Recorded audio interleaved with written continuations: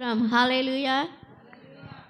ఈరోజు దేవుని యొక్క వాక్యంలో నుంచి లేవి కాండము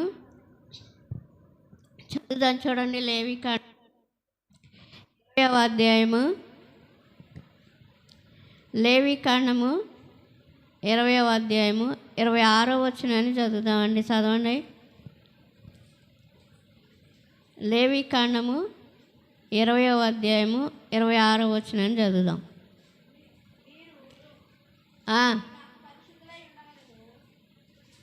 పై మాట కూడా చదువమ్మా.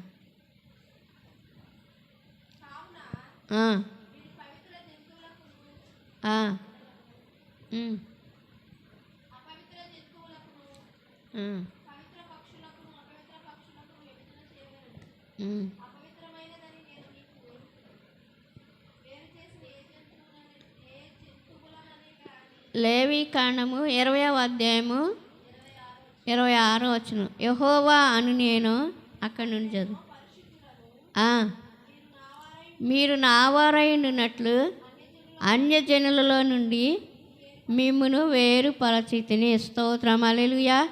చిన్న ప్రార్థన చేసుకుందామండి. పరిశుద్ధుడా, మహోన్నతుడా, మహాగణుడా, గొప్ప దేవుడా, నీకు వందనాలు, స్తోత్రాలు నాయన.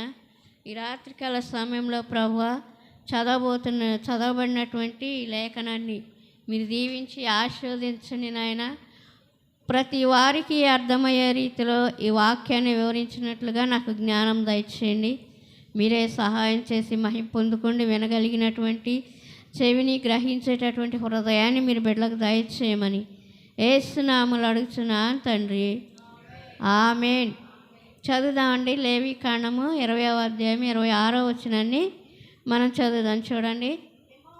యెహోవా అను నేను పరిశుద్ధుడను, మీరు నావారైయుండునట్లు అన్యజనులలో నుండి మిమ్మును వేరుపరచితిని. స్తోత్రం. మీరెవరండి? ఎవరు వారు మీరు? ఎవరు వారు మీరు? దేవుని పిల్లలండి. ఆయన పరిశుద్ధుడై ఉన్నాడు కనుక మీరు కూడా ఎలా ఉండాలి? ఆయనలాగా ఉండాలి, ఆయన బిడ్డలై ఉండాలి కదా. నా వారై ఉండినట్లు ఆయన వారలాగా ఉండడానికి దేవుడు ఏం చేశాడంట? అన్యజనులలో నుండి, అన్యజనులు అంటే ఎవరు? దేవుడు అంటే తెలియనటువంటి వారిలో నుంచి, దేవుడు అంటే ఎరగనటువంటి వారిలో నుంచి దేవుడు ఏం చేశాడండి? వేరుపరిచారు. మిమ్మును వేరుపరచితిని. హల్లెలూయా. దేవుడు అన్యజనులైనటువంటి వారిలో నుంచి కొంతమందిని దేవుడు ఏం చేశాడండి? వేరు చేసి ఆయన కోసం బ్రతకడానికి, ఆయన కోసం జీవించడానికి ఆయన కొరకు ఏర్పరచుకున్నాడండి. హల్లెలూయా. కాబట్టి పరిశుద్ధుడైనటువంటి దేవుడు ఎందుకు పనికిరానటువంటి మనల్ని, ఎందుకు ఉపయోగం లేనటువంటి వారిని, ఎందుకు పనికిరానటువంటి వారిని దేవుడు ఏం చేశాడండి? వేరుపరచి, ప్రత్యేకపరచి పిలుచుకున్నాడంట. హల్లెలూయా. కాబట్టి పరిశుద్ధుడైనటువంటి దేవునిలాగా నీవు నేను ఉండాలని ఆయన కోరుతూ ఉన్నాడు. అందుకని ప్రత్యేకంగా ఉండాలండి. అన్యజనుల్లో నుంచి మనం బయటకు వచ్చినప్పుడు దేవుని ఎరగనటువంటి వారమైనటువంటి మనల్ని ఏం చేశాడు? ఆయన తన యొక్క రక్తం చేత కొనుక్కున్నాడు. తన యొక్క రక్తం ద్వారా మనం కడగబడ్డాం. ఆయన శరీర రక్తాల్లో పాలు పంపులు పొందుతున్న నీవు నేను మనందరం ఎలా ఉండాలండి? ప్రత్యేకంగా ఉండాలి. హల్లెలూయా. ప్రత్యేకపరిచినప్పుడు మనం కూడా ప్రత్యేకించబడిన వారిలాగే ఉండాలండి. లోకస్తుల్లో కలుసుకోవడం, లోకస్తులా జీవించటం, దేవుడు అంటే ఎవరో తెలియనట్లుగా, దేవుని గురించి ఎరగనట్లుగా జీవించటం కాదండి. మరి ఎలా జీవించాలి? మరి పరిశుద్ధులాగా ఉండాలన్నమాట. హల్లెలూయా.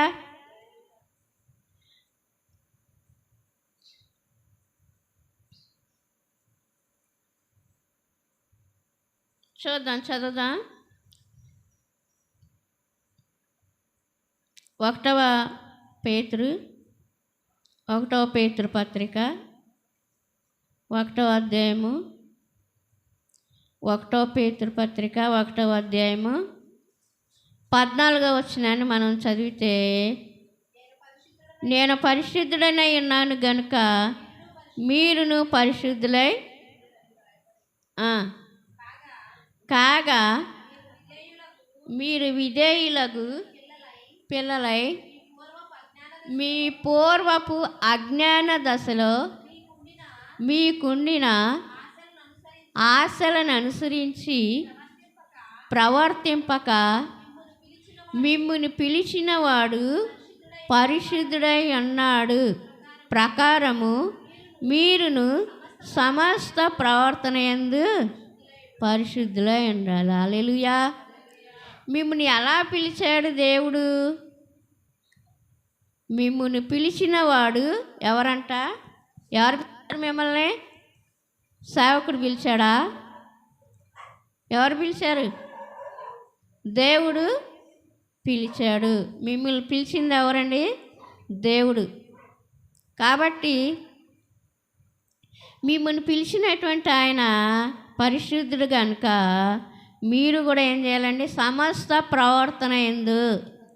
సమస్త ప్రవర్తన అంటే సమస్త ప్రవర్తన అంటే ఏంటి?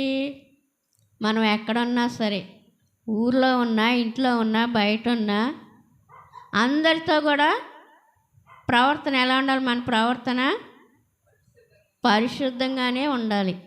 ఇంట్లో ఒకలాగా, బయట ఒకలాగా, భార్యతో ఒకలాగా, భర్తతో ఒకలాగా, తల్లిదండ్రులతో ఒకలాగా, బంధువులతో ఒకలాగా ఉండకూడదు. మన యొక్క ప్రవర్తన ఎలా ఉండాలి? సమస్త ప్రవర్తన యందు పరిశుద్ధులై ఉండండి. హల్లెలూయా. కాబట్టి మన ప్రవర్తన మార్చుకోవాలి. పరిశుద్ధులు అని చెప్పుకునేటటువంటి మన ప్రవర్తన ఏం చేయాలండి? మార్చుకోవాలి. ఎలా పడితే అలా ఉండటం కాదు.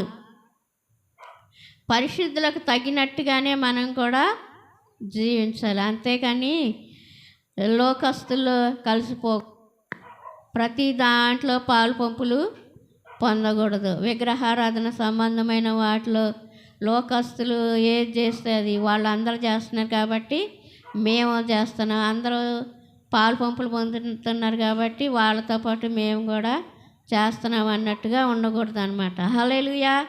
అందుకని మన యొక్క సమస్త ప్రవర్తన ఎలా ఉండాలి? మన ప్రవర్తన మార్చుకోవాలి. హల్లెలూయా. కాబట్టి ఈ రాత్రికాల సమయంలో దేవుడు ఎందుకు ప్రత్యేకపరుచుకున్నాడు మరి మనల్ని? మన ప్రవర్తన మార్చబడాలని, మన జీవితాలు మార్చుకోవాలని, మన బ్రతుకులు మారాలని దేవుడు మనల్ని పిలుచుకుంటే, మనమైతే పైకి మాత్రం ఎలా ఉన్నాం? పరిశుద్ధులు అనుకుంటున్నాం, కానీ లోపల అంతా కూడా ఏమైపోయింది? చెడిపోయినటువంటి జీవితాలు, చెడిపోయినటువంటి ప్రవర్తన, చెడిపోయినటువంటి బ్రతుకులను మనం ఇంకా కూడా విడిచిపెట్టలేకపోతున్నాం కదా. చదువుదాన్ని చూడండి.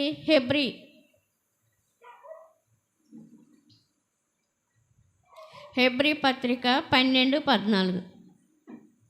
హెబ్రీ పత్రిక 12:14 చదువుదాం.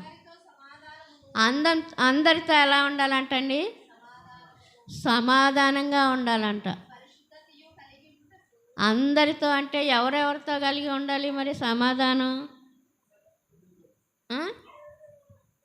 ఎంతమందితో సమాధానం కలిగి ఉండాలి? అందరితో, మన చుట్టుపక్కల ఉన్నవారు అందరితో, మన సంఘంలో, సమాజంలో కదా, అందరితో కూడా ఎలా ఉండాలి? మనం సమాధానంగా ఉండాలి. చాలామంది ఏం చేస్తారంటే ఓకే గొడవలు పడుతూ ఉంటారు కదా. వాళ్ళు సమాధానంగా ఉన్నట్టేనా? లేదు. మరి ఎలా ఉన్నట్టు? సమాధానం లేకుండా, సంతోషం లేకుండా ఉంటారు కొంతమంది. కానీ పైకి మాత్రం మేము పరిశుద్ధులం, భక్తులు అనుకుంటారు. చదువుదాం. పరిశుద్ధతయు కలిగి ఉండుటకు ప్రయత్నించుడి. అందరితో చాలు, అందరితో సమాధానంగా ఉండాలి. తర్వాత పరిశుద్ధత కలిగి ఉండటానికి కూడా ప్రయత్నించాలి. మనం అలాంటి ప్రయత్నాలు చేయం కదా. కాబట్టి చదువుదాం. పరిశుద్ధత లేకుండా ఎవడు కూడా ప్రభువును, మరి పరిశుద్ధంగా లేకపోతే దేవుని చూస్తారా? హిందువులు చాలా చాలా పరిశుద్ధంగా ఉంటారు కదా. వాళ్ళు చాలా పట్టుదలతో ఉంటారు. అలా దేవుని చూడకపోయినా సరే వాళ్ళు చాలా పరిశుద్ధంగా, చాలా పవిత్రంగా ఉంటారు. మనం ఏంటంటే మన దేవుడేగా, మన దేవుడేగా, ఏమైందిలే, మన దేవుడు ఎట్లా ఉన్నా కానీ ఏమనుకోడు, ఏమనలే అని చెప్పేసి మనలో కొంత నిర్లక్ష్యం అనేది ఉంటుందన్నమాట. అదే హిందువులు మార్చబడ్డారనుకోండి, అసలు వాళ్ళు మనకంటే కూడా చాలా పరిశుద్ధంగా ఉండటానికి ప్రయత్నం చేస్తారు. హల్లెలూయా. చదువుదాం, చూడండి. 2వ పేతురు పత్రిక చదువుదాం. 2వ పేతురు పత్రిక 3వ అధ్యాయము. 2వ పేతురు 3వ అధ్యాయము 12వ వచనాన్ని చదువుదాం.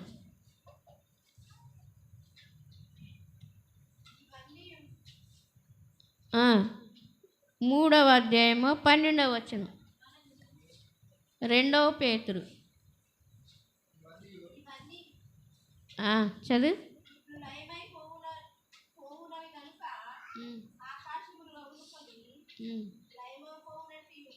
2వ పేతురు పత్రిక 3వ అధ్యాయము 12వ వచనం. మీరు పరిశుద్ధమైన ప్రవర్తనతోను భక్తితోను ఎంతో జాగ్రత్త గలవారై ఉండాలి. ఎవరు? పరిశుద్ధులు. పరిశుద్ధమైన ప్రవర్తన అంటండి. పరిశుద్ధమైన ప్రవర్తన అంటే ఏంటి? పరిశుద్ధమైన ప్రవర్తన ఎవరికైనా తెలుసా? ఎవరైనా పాటిస్తున్నారా? పరిశుద్ధమైన ప్రవర్తన. ప్రసంగిలో ఏమంటాడంటే, మీరు దేవుని మందిరానికి వెళ్ళేటప్పుడు మీ ప్రవర్తన జాగ్రత్తగా చూసుకోవాలి. ఎలా ఉంది నా ప్రవర్తన? మందిరానికి వెళ్ళిన తర్వాత నేను ఎలా ఉంటున్నా, ఎలా కూర్చుంటున్నా, ఎలా చూస్తున్నా, ఎటు చూస్తున్నా, ఏం వింటున్నా, ఏం చదువుతున్నా అని ప్రవర్తన ఎలా చూసుకోవాలండి? జాగ్రత్తగా చూసుకోవాలంట. ఇక్కడేమో మీరు పరిశుద్ధమైన ప్రవర్తనతోనూ భక్తితోనూ ఎంతో జాగ్రత్త గలవారై ఉండవలెను. హల్లెలూయా. నిజంగా అసలు జాగ్రత్తగా ఎవరైనా ఉంటున్నారండి? అసలు మంచి ప్రవర్తన ఎవరైనా కలిగి ఉంటున్నారా? భక్తి ఎవరికైనా భక్తి ఉందా? నిజమైన భక్తి, మంచి భక్తి. దేవుడంటే భక్తి, దేవుడంటే భయం ఎవరైనా కలిగి ఉన్నారా? పరిశుద్ధులకి ఇవన్నీ కూడా అవసరం కదా. ఏది లేకపోయినా సరే పరిశుద్ధులకు గుర్తింపు అనేది ఉండదన్నమాట. హల్లెలూయా. కాబట్టి పరిశుద్ధులు అనబడుతున్నటువంటి వారిలో ఇవన్నీ కూడా ఉండాలి. ఏముండాలి? అందరితో సమాధానంగా ఉండాలి. మంచి ప్రవర్తన కలిగి ఉండాలి, భక్తి కలిగి ఉండాలి కదా. జాగ్రత్త గలవారై ఉండాలి. అంటే జాగ్రత్తగా అయితే ఏం జరుగుతుందో తెలుసా? పరిశుద్ధుల గురించి దేవుడు అంటే తెలియనటువంటి వారు పరిశీలన చేస్తూ ఉంటారు కదా. ఏమని? రోజు ప్రార్థనకి వెళ్తుంది, ఎందుకు వెళ్తుంది, ఏం చేయటానికి వెళ్తుంది, ఏమి నేర్చుకోవడానికి వెళ్తుంది, ఏమి నేర్చుకుంటుంది అని ఏం చేస్తారంట? భక్తిహీనులు ఏం చేస్తారంట? పరిశోధిస్తూ ఉంటారు, పరీక్ష చేస్తూ ఉంటారు, గమనిస్తూ ఉంటారు. వీళ్ళ ప్రవర్తన ఎలా ఉంది, వీళ్ళ జీవితం ఎలా ఉంది, వీళ్ళు ఎలా ఉంటున్నారు, వీళ్ళు ఏం చేస్తున్నారని చెప్పి జాగ్రత్తగా గమనిస్తూ ఉంటారంట. అందుకని పరిశుద్ధులు ఎలా ఉండాలి? ఇప్పుడు జాగ్రత్త గలవారై ఉండాలి. మన గురించి పక్క వాళ్ళు ఏమనుకుంటున్నారు, మన గురించి ఏం చెప్పుకుంటున్నారు అని చెప్పి ఏం చెప్పుకుంటారో ఏంటన్న భయంతో ఉండాలి కదా. హల్లెలూయా. ఆ భయం కనుక మనలో లేదనుకోండి, అంతా మన భక్తి అంతా కూడా వ్యర్థమే. చదువుదాం చూడండి. 2వ తిమోతి పత్రిక 1వ అధ్యాయము, 2వ తిమోతి 1వ అధ్యాయము 10వ వచనాన్ని చదువుదాం. 1 తిమోతి 2:10.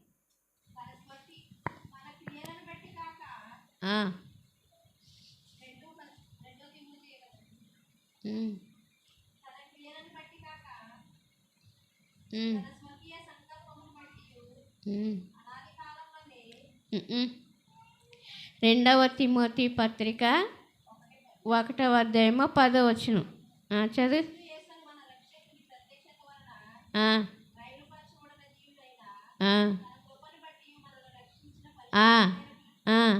తన కృపను బట్టి మనలను రక్షించినటువంటి పరిశుద్ధమైన పిలుపుతో ఆయన మనలను పిలిచాను. ఏ పిలుపుతో పిలిచాడండి? పరిశుద్ధమైన పిలుపుల్లో కూడా రకాలు ఉంటాయి అన్నమాట కదా. కోపంగా పిలిచే పిలుపులు ఉంటాయి, మంచిగా ప్రేమగా పిలిచే పిలుపులు ఉంటాయి, తర్వాత ఇంకేం పిలుపులు ఉంటాయి, అట్లా రకరకాలుగా పిలిచేటటువంటి పిలుపులు ఉంటాయి అన్నమాట. అయితే దేవుడు మనల్ని ఏ పిలుపుతో పిలిచాడండి? పరిశుద్ధమైన పిలుపుతో పిలిచాడు. మరి ఆయన పిలుపుకు లోబడుతున్నావా? ఆ పరిశుద్ధమైన పిలుపు ఏంటో అర్థం చేసుకుంటున్నావా? ఆ పరిశుద్ధమైనటువంటి పిలుపు ఎందుకు మనల్ని పిలిచాడో మనం ఆలోచన చేస్తున్నామా? హల్లెలూయా. ఆయన పిలిచిన పిలుపుకు మనం విలువిస్తున్నామా? ఆ పిలుపులో ఏముందో మనం అర్థం చేసుకుంటున్నామా? హల్లెలూయా, హల్లెలూయా. కాబట్టి ఆ యొక్క పిలుపు ఏం పిలుపు అంటుందండి? దేవుడు ఏం పిలుపుతో పిలిచాడు? మనల్ని ఎలా పిలుచుకున్నాడు? పరిశుద్ధమైనటువంటి పిలుపు అంట. హల్లెలూయా. అంటే పిలుపులో ఇన్ని రకాలు ఉన్నాయన్నమాట కదా. చూద్దాం చూడండి. 1వ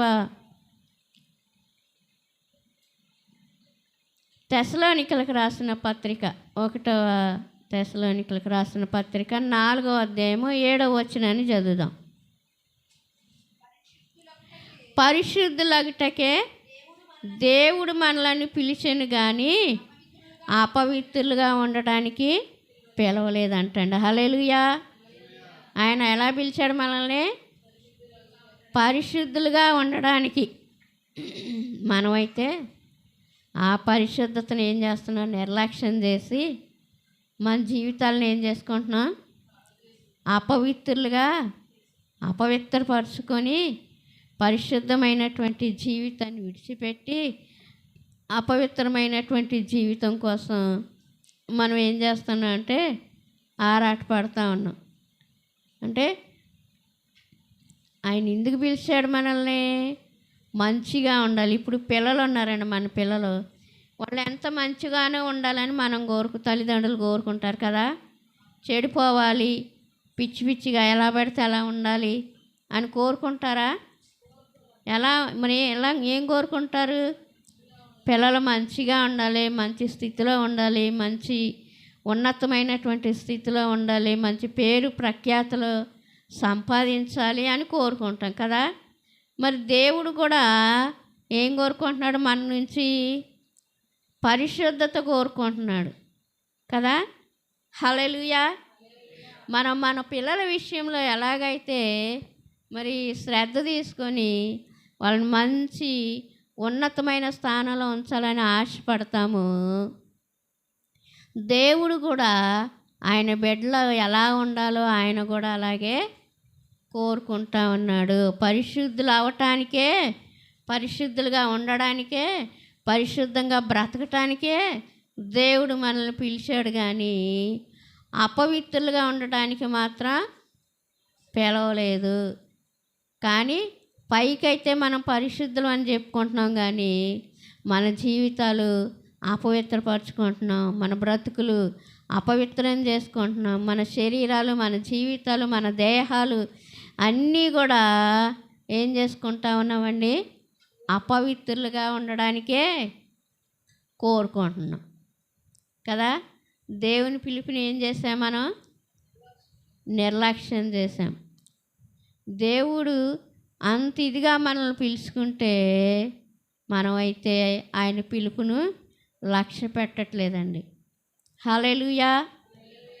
అదే మన పిల్లలు మన మాట లక్ష్య పెట్టకపోతే మనం ఎంత బాధపడతాం కదా. అలాగే దేవుడు కూడా నేను ఈ విధంగా పిలుచుకున్నటువంటి నా పిల్లలు ఏం చేస్తున్నారు? అపవిత్రులు అవుతున్నారని దేవుడు కూడా చాలా బాధపడతానే ఉంటాడు కదా. బాధపడ్డంటారా? మరి అది హల్లెలూయా. కాబట్టి ఆయన యొక్క పిలుపులో ఉన్నటువంటి ఆ యొక్క మంచి ఆ ప్రేమను మనం ఏం చేయాలి? అర్థం చేసుకొని ఆయన యొక్క పిలుపుకు మనం లోబడి ఉండాలి. హల్లెలూయా. కాబట్టి చదువుదాం. 1వ కొరింథీ పత్రిక 6వ అధ్యాయము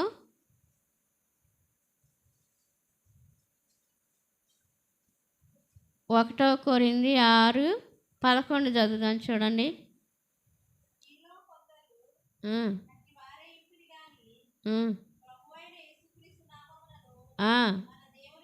మన దేవుని ఆత్మయందును మీరు కడుగబడి పరిశుద్ధపరచబడిన వారై నీతిమంతులుగా తీర్చబడితిరి. ఎవరో తీర్చబడిన వాళ్ళు? పరిశుద్ధులండి. ప్రభు అయిన యేసుక్రీస్తు నామంలో ఏం చేయబడ్డారు? కడగబడ్డారు. ఆయన రక్తంలో కడగబడ్డారు. ఆయన శరీర రక్తాల్లో పాలు పంపులు పొందుతూ ఉన్నారు కదా. అయితే మీరేం చేయబడ్డారు? ఇప్పుడు కడగబడి ఏం చేయబడ్డారండి? పరిశుద్ధపరచబడిన వారై నీతిమంతులుగా తీర్చబడితిరి. హల్లెలూయా. దేవుడు ఆయన రక్తం చేత కడిగి ఏం చేశాడు? ఇప్పుడు నీతిమంతులుగా తీర్చాడు. హల్లెలూయా. కానీ ఆ జీవితాన్ని కాపాడుకుంటున్నారా? కాపాడుకోవట్లా. ఏదో అప్పుడెప్పుడో ఎన్నో సంవత్సరాల క్రితం అయిపోయిందిలే అది. ఒకళ్ళని చూసి ఒకళ్ళు కడగబడ్డాంలే, ఒకళ్ళని చూసి ఒకళ్ళు వాళ్ళు తీసుకుంటున్నారని వీళ్ళు తీసుకుంటున్నారని వాళ్ళు ఏం చేశారు? పోటీలు పడి వాళ్ళైనా తీసుకునేది, మేము తీసుకోమా, మాకు ఈడాయి గారు వాళ్ళకైనా ఇచ్చేది అన్నట్టుగా పోటీలు పడి ఒకళ్ళకొకళ్ళు ఏం చేశారండి? కడగబడ్డారు. కడగబడి ఏం చేయబడ్డారు? ఇప్పుడు ఏం చేయబడ్డారు? అప్పుడైతే కడగబడి నీతిమంతులుగా తీర్చబడ్డారులేండి. ఇప్పుడు ఏం చేస్తున్నారు మరి?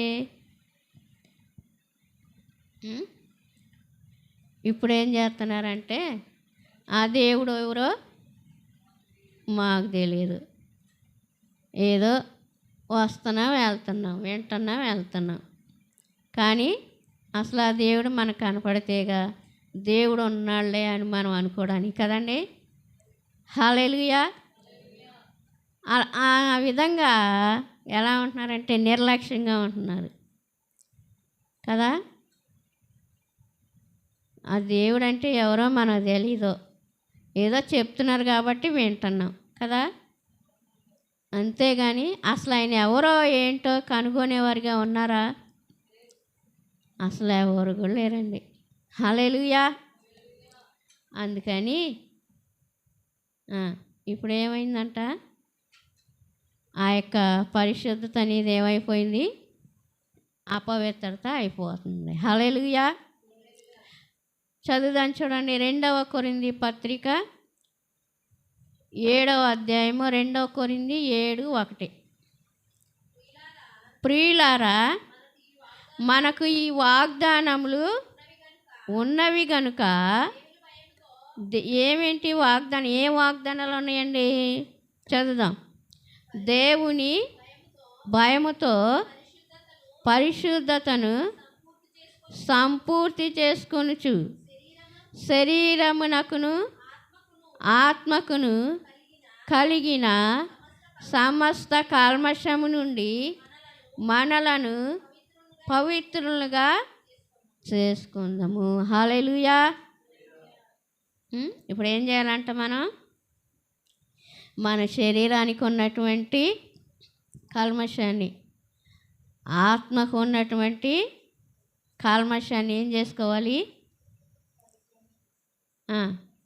ఏం చేసుకోవాలి? కల్మషాన్ని ఏం చేసుకోవాలి? తీసేసుకొని పవిత్రులుగా మార్చబడాలండి. హల్లెలూయా. మనలను మనమే పవిత్రత కలిగి ఉండాలి. మనలో ఉన్న ప్రతి చెడును, ప్రతి కల్మషం అంటే ఏంటి? చెడే కదా. మన జీవితాల్లో, మన శరీరంలో ఉందంట, మన ఆత్మలో కూడా కల్మషం ఉందంట, చెడు ఉందంట అండి. హల్లెలూయా. వాటన్నిటిని కూడా ఏం చేయాలి మరి? మనం తీసేసుకోవాలి. హల్లెలూయా. సమస్త కల్మషం నుండి మనలను మనం ఏం చేయాలి? పవిత్రులుగా చేసుకోవాలి. హల్లెలూయా. కాబట్టి మన యొక్క జీవితాలు ఇప్పుడు ఎలా ఉన్నాయంటారు చెప్పండి? కల్మషంతో, చెడుతో, అపవిత్రతతో కదా, కామకత్వంతో, కామంతో, రకరకాలైనటువంటి శరీర క్రియలతో మన ఆత్మ శరీరం కూడా ఉందండి.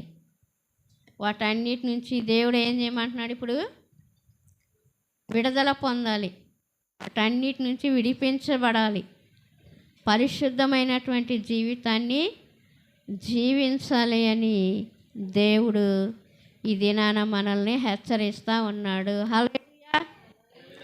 మరి ప్రతి ఒక్కరూ మరి దేవుని యొక్క హెచ్చరికలను, దేవుని యొక్క ఆయన యొక్క మరి బాధను కూడా అర్థం చేసుకోవాలండి కదా. ఆయన మన కోసం ఎంతో బాధపడతా ఉన్నాడు. మన పిల్లల విషయంలో మనం ఎంత బాధపడతామో ఆయన మన విషయంలో కూడా అదే బాధపడతాడు. నా పిల్లలు చెడిపోతున్నారు, పాడైపోతున్నారు, వీళ్ళని ఎలా బాగు చేయాలి, వీళ్ళు ఎలా బాగుపడతారన్న ఆలోచనలోనే మరి దేవుడు ఉంటా ఉన్నాడు. మరి మనం ఎంతగానో ఆయన బాధ పెడతా ఉన్నాము. మన యొక్క పరిశుద్ధమైనటువంటి ఆ యొక్క ప్రవర్తనను మరి కలిగి భయముతోనూ పరిశుద్ధతతోనూ దేవుణ్ణి ఏం చేయాలి? మనం సంతోషపెట్టాలి కదా.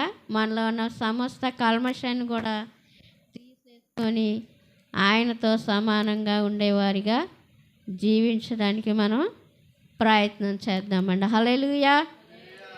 అందుకని లోకంలో నుంచి దేవుడు ఏం చేశాడు? పరిశుద్ధుల్ని వేరుపరిచాడు. ఏ లోకంలో ఉంటే ఏమైంది? అందరితో పాటు ఉండొచ్చుగా మనం కూడా. ఉం? దేవుడు లోకంలో కొంతమందిని ఏం చేశాడు? వేరుపరిచాడు. వేరు చేసి పరిశుద్ధపరిచి ఆయన కోసం బ్రతకాలని దేవుడు ఏర్పాటు చేసుకుంటే మనమైతే తిరుగుబాటు చేస్తున్నామండి. హల్లెలూయా. ఏర్పాటు చేసుకుంటే మనం ఏం చేస్తున్నాం? తిరుగుబాటు చేస్తూ ఉన్నాం. అందుకని దేవుడు మరి మన శరీరానికి ఆత్మకు పట్టినటువంటి ఆ సమస్త కల్మషాన్ని తీసేసుకొని మరి పవిత్రత కలిగి ఉండాలని దేవుడు తెలియజేస్తూ ఉన్నాడు. ఈ రాత్రికాల సమయంలో మరి యొక్క వాక్యము ప్రతి ఒక్కరి వినికిడిలో దేవుడు దీవించి ఆశీర్వదించునుగాక. ఆమేన్.